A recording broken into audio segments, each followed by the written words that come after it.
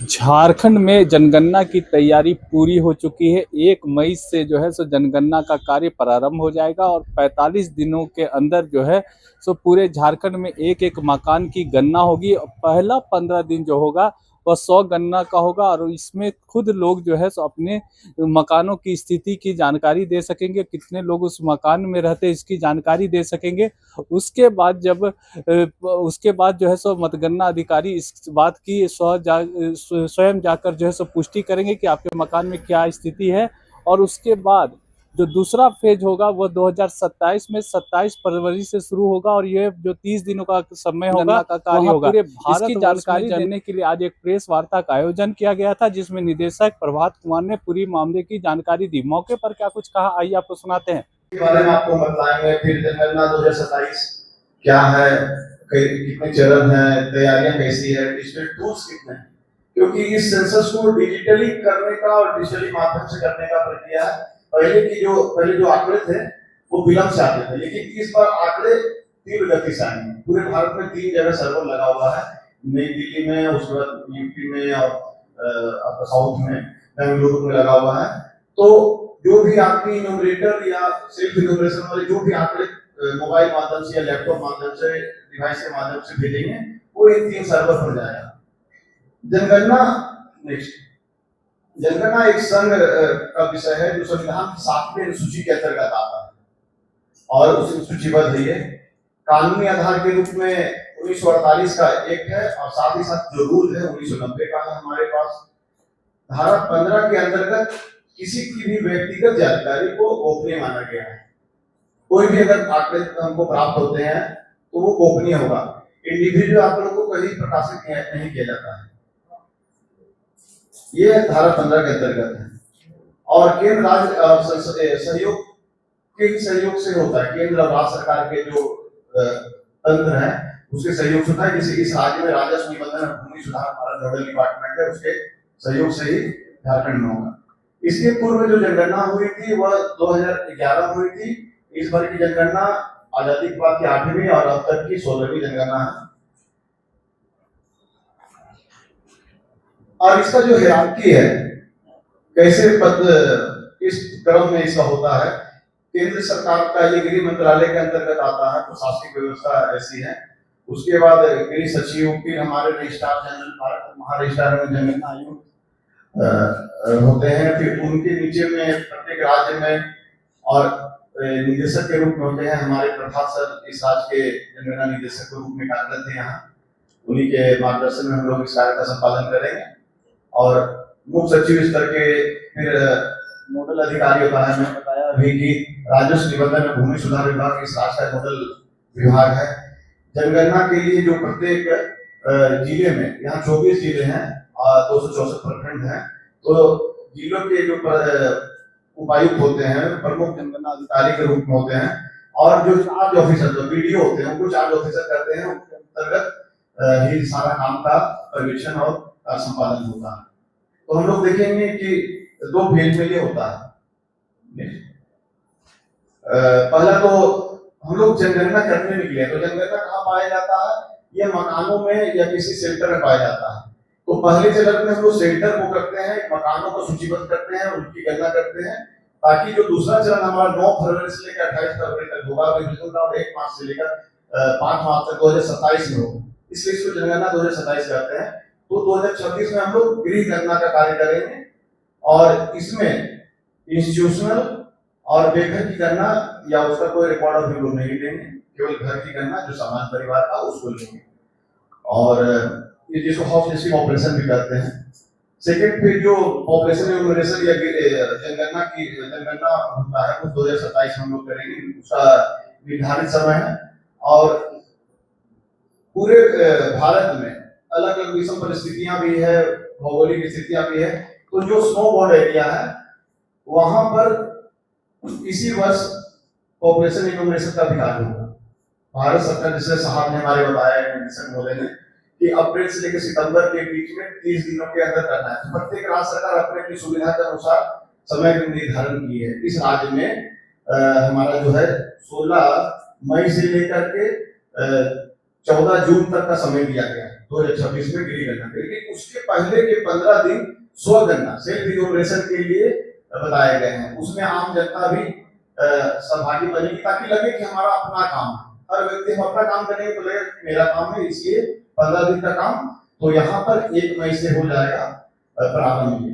और दूसरे चरण का कार्य जिसमें पॉपुलेशन इन्यूमरेशन होगा, लोगों की गणना होगी, तो वो 9 फरवरी से 28 फरवरी 2027 में वो करेंगे। नेक्स्ट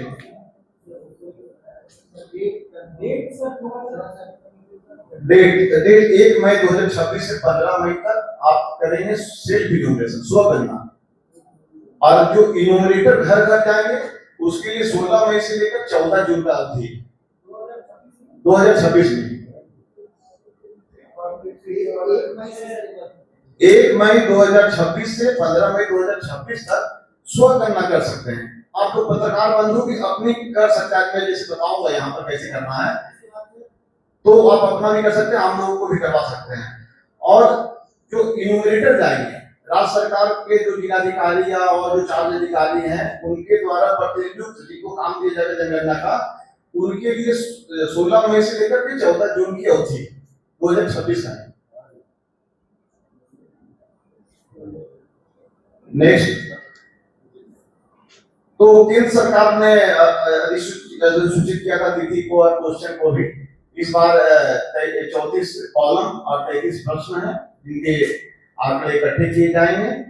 उसके बाद यहाँ पर स्वगणना के लिए जो मैं अभी बता भी रहा था कि राज्य सरकार ने भी अपना अधिसूचना जारी कर दिया है 1 मई से 15 मई 15 दिनों का, और मकान सूचीकरण 16 मई से 14 जून 2026 का 30 दिनों के लिए है। प्रथम चरण में 33 प्रश्नों को राज्य में पुनः प्रस्तावित भी किया जा चुका है। झारखंड सरकार ने अपने बजट नोटिफिकेशन में जो 17/4/2026 को प्रकाशित हुआ था उसमें प्रश्नों का अधिसूचना जारी हो चुका है। दूसरे चरण की अवधि के प्रश्न वो भविष्य में आएंगे तो उस समय फिर आपको अवगत करा दिया जाएगा और वो प्रकाशित किए जाएंगे। ऐसा कहा जाता है कि यानी ऐसी सूचनाएं जाति जनगणना भी उस चरण में हम लोग को देखने के लिए मिलेगी। तो जो प्रश्न है उन प्रश्नों को हम देखेंगे यहाँ पर कि उसके विषय क्या है। जैसे पहला है लाइन क्रमांक, दूसरा भवन नंबर, तीसरा जनगणना मकान नंबर, चौथा जनगणना मकान के फर्श में उपयुक्त सामग्री, मकानों की फर्श की, छत की और फर्श की, छत का और दीवारों का कैसा है सामग्री उसके संबंध में। ताकि योजनाएं जो बनती हैं अलग अलग योजनाओं के लिए आप लोगों की आवश्यकता पड़ती है, तो आप उनको देखेंगे तो सरकार इससे मकानों क्या कैसे सामग्री उसका ले सकता है। तो मकानों की स्थिति के बारे में रहने के लायक है कि नहीं है और उसका उपयोग क्या है, आवासीय है या आवासीय अनुपयोग है, इन तरह के प्रश्न हैं। और जो अगला प्रश्न है परिवार की जानकारी, परिवार का भी कुछ जानकारी इसमें देते हैं कि परिवार का क्रमांक कितना है और उसमें व्यक्तियों की कुल संख्या कितनी है, घर के मुखिया का नाम क्या है, परिवार के मुखिया का लिंग क्या है, जेंडर क्या है, क्या वो अनुसूचित जाति और जनजाति के हैं, मकान का स्वामित्व का स्थिति क्या है, परिवार के बस रहने के लिए उपलब्ध कमरों की संख्या क्या है। तो इन तरह के, साथ ही विवाहित जोड़ों की संख्या कितनी है, तो परिवार से संबंधित ये जानकारी हम लेंगे। मकान की स्थिति के संबंध में लेंगे। फिर परिवार को उपलब्ध सुविधाओं का लेते हैं लोग इसमें, जो प्रश्न 17 से लेकर के 25 तक है। पेयजल का मुख्य स्रोत क्या है, पेयजल का स्रोत की उपलब्धता क्या है, प्रकाश का मुख्य स्रोत क्या है, शौचालय की सुलभता कैसी है और शौचालय का प्रकार क्या है, गंदे पानी का जो निकास है वो किस माध्यम से जुड़ा हुआ है या इसकी स्थिति कैसी है, स्नान गृह की उपलब्धता है या नहीं है, रसोई घर और एलपीजी पीएनजी कनेक्शन की उपलब्धता है कि नहीं, खाना पकाने के लिए किस प्रमुख ईंधन का उपयोग करते हैं उससे संबंधित जानकारी हम लोग लेंगे।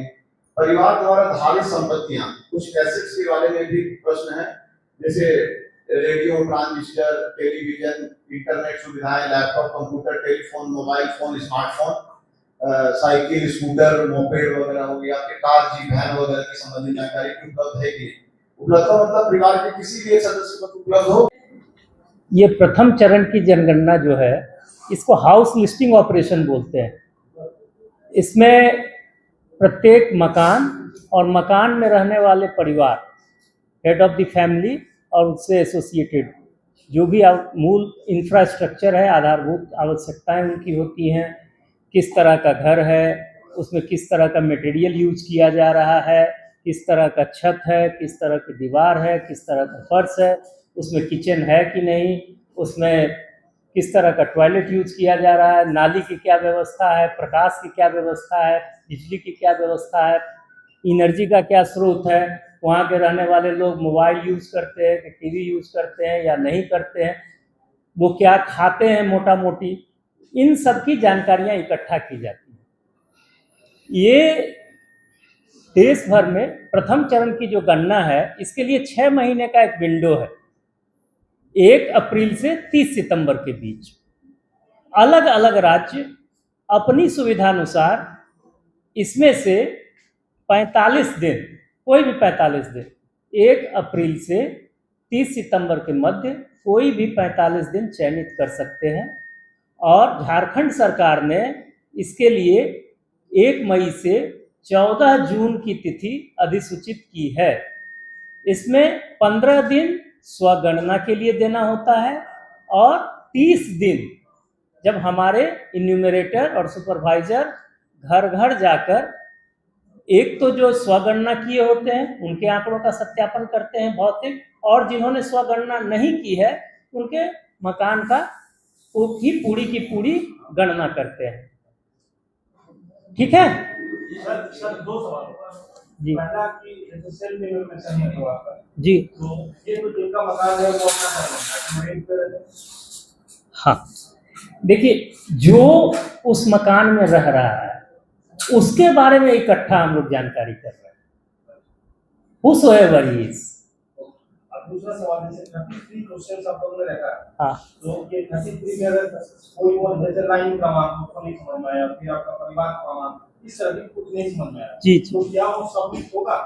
जी जी जी जी नहीं, पूरा शेड्यूल भरना होता है और हमारे इन्यूमरेटर को ये इसी का प्रशिक्षण दिया जा रहा है कि उसको किस परिस्थिति में क्या भरना है। तो वो बहुत प्रशिक्षित लोग होंगे जो जाएंगे और पूरा डिटेल पूछ करके उसमें एंट्री करेंगे। हाँ, स्वगणना में अगर कोई मिस्टेक भी हो जाता है बोले वो जाएंगे, वो आपसे SCID नंबर लेंगे। नहीं, वो पूरा 33 कॉलम से उसको भरना ही है स्वगणना में, क्या दूसरों हमें पता नहीं छोटी नहीं, जानकारी इकट्ठा करना अपने to the best of my knowledge it is duty of every citizen. वही तो मैं बता रहा हूँ कि ये हमारी ड्यूटी है, हमारा उत्तरदायित्व है। कानून के हिसाब से ये जो किताब है, इस किताब के हिसाब से ये हमारा उत्तरदायित्व है कि हम अपनी जो जानकारी मांगी गई है वो जानकारी to the best of my knowledge उसमें दें। जैसे लाइन का मान, ये तो मुझे समझ में आया, मान लीजिए जो करना है लाइन का मान क्या समझ में आया? पहला सवाल जो है लाइन का मान, हाँ, सीरियल नंबर, किस चीज, हाँ किस चीज का सीरियल? वो इन्यूमरेटर जाके भरेगा, आप चिंता मत करिए। हाँ, उसको वो भराएगा भी नहीं, आप चाहेंगे तो भी नहीं भराएगा। सर ये इन्वर्टर कितनी बार जाएगा, इन्वर्टर की बता दीजिए भाई, उनको पूरा प्रोसेस ही एक्सप्लेन कर दिया।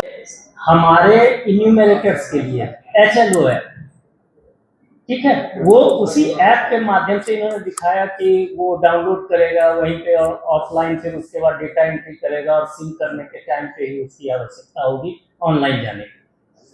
हम लोग स्वगणना एक पोर्टल के माध्यम से करेंगे जो कि इन्होंने बताया se.census.gov.in। ये मोबाइल फ्रेंडली है और मोबाइल के थ्रू भी हम लोग कर सकते हैं। अपने मकान को जहां तक जियो टैग करने की बात है तो इट्स नॉट टेक्निकल। हम सब लोग ब्लिंकिट, बिग बास्केट, अमेजन अपना या ओला वगैरह भी जो बुक करते हैं मकान का लोकेशन देते हैं ना, तो बस उसी तरह से उसको खींच करके, मोबाइल में एक ही है कि उसको ड्रैग करके खींच के वहां पे लाना पड़ता है, अपने मकान को लोकेट करना पड़ता है बस ऐसे। और चूंकि 500 मीटर का बफर जोन है, इन्यूमरेटर तो पहुंच ही जाएगा वहाँ। ये जो पूरा प्रोसेस है ये पहला चरण है। जी जी, दूसरा चरण है 9 फरवरी से 28 फरवरी 2027। जी, ये पूरे भारतवर्ष में एक साथ होगा। इसका अभी कोई ना नोटिफिकेशन है ना क्वेश्चन आया। सर एक सवाल है जी जैसा बताया आपने कि आने वाले दिनों में जातीय जनगणना होना है क्या होगा तो ये जो 33 सवाल है उसमें एससी एसटी के लिए तो है जी और जनरल के लिए फिर ओबीसी के लिए नहीं है नहीं, जनरल कहाँ लिखा गया है? सामान्य है कहाँ? अन्य जो है अन्य तो नहीं, आप उसको अदरवाइज मत कीजिए। मेरा सवाल दूसरा है हाँ मेरा सवाल ये है कि जब ये आप कीजिएगा हम्म। तो ये डाटा फिर कैसे आएगा कि ओबीसी कच्चा देखिए, मकान ये कैसा प्रक्रिया है? अभी हम लोगों को संसूचित नहीं की गई है, क्योंकि ये दूसरे चरण में होना है। डाटा पूरा आ जाएगा दूसरे चरण में इस डाटा को एकत्रित करेंगे। अभी हम लोग उस समय भी जाति स्पेसिफिक गणना होगी अगर, तो उस समय जाति का हम लोग नाम लिखेंगे, इसलिए कोई अधूरी जनगणना नहीं रहेगी सर, पूरा डेटा आएगा।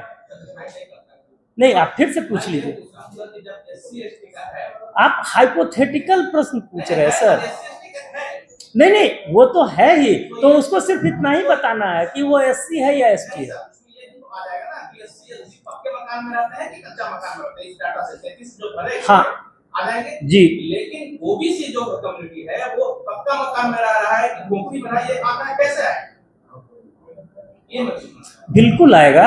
अभी तो हम सबका ले रहे हैं आंकड़ा। जस्ट मान लीजिए कि मैं ओबीसी कम्युनिटी से आता हूं, मैंने अपना बताया, किसी इंडिविजुअल के आंकड़े से नीतियां नहीं बननी है, और न किसी इंडिविजुअल का आंकड़ा किसी को जानने का हक है, न ही उसको किसी को शेयर करने का हक है। एक्ट के तहत ये क्रिमिनल ऑफेंस है, भारत सरकार के द्वारा भी, मेरे द्वारा भी, और किसी के द्वारा भी।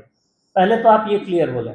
दूसरा, ये ब्रॉडर पॉलिसी बनेगी, तो अगर जाति अब जब पूछी जाएगी तो ये डेटा में साफ आएगा कि उस क्षेत्र में उस जाति के कितने लोग हैं, आएगा ना। और अरे भाई, उस क्षेत्र में उस जाति के लोगों के मकान की स्थिति क्या है, देयर इज बेसिक कोरिलेशन। इस 33 से क्या मतलब है? दोनों डेटा टॉप करेगा ना एक दूसरे से बाद में। पॉलिसी तो भाई दोनों पे बनेगी ना। ये बेसिक जानकारी सिर्फ एकत्रित की जा रही है कि कितने एससी एसटी है, दैट्स ऑल, क्योंकि वो उनको ज्यादा मतलब ज्यादा वल्नरेबल है ना।